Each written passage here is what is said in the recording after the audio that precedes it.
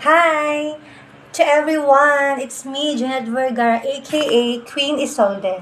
At ngayon, ay super excited ako. At hindi lang ako excited, pati na rin ang mga followers ko at ang devoted client ko na laging sumusuporta sa akin at nag-aabang ng mga bagong product ng beauty and fashion Isolde brand. So ayan na nga, hindi na natin patatagalin pa. For today's episode, I am going to launch my very first time a perfume long-lasting fragrance. Yes, tama ang narinig nyo. Kasi ako din mismo, ang tagal kong nag-antay.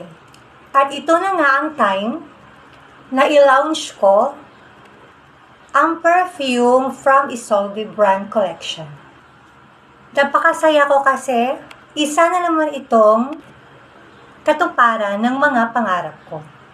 Thank you for Jesus, for the gift you given me. Kaya I always treasure even the moment, the time, small or big achievement na na-receive ko kay God. I am proud of myself na nakaya ko lahat.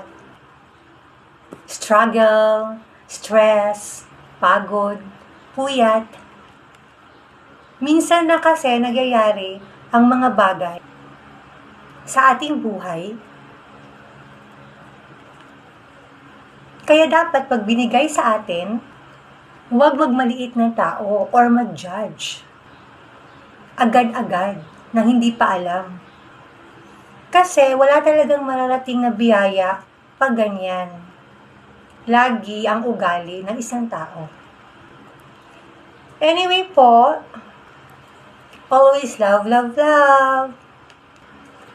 Meron tayong ginawa na commercial sa ating perfume Isolde brand collection. At handog ko po yan sa inyong lahat. Maraming salamat around the world. And God bless everyone.